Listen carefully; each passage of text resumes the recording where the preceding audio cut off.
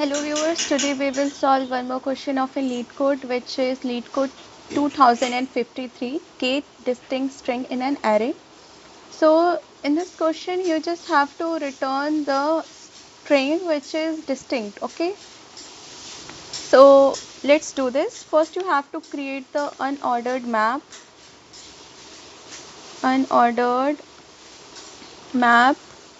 which will store string comma int mp, and it will traverse through the loop for auto I equals to 0 and I less than array dot size, which will traverse through this array, and I plus plus, and after this you just have to do mp of array of I plus plus. This will store the string as well as their frequency, and again you have to create int current which is 0, and for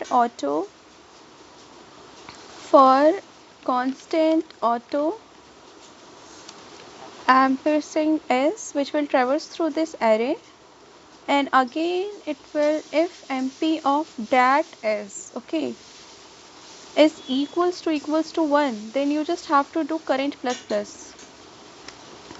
plus, okay,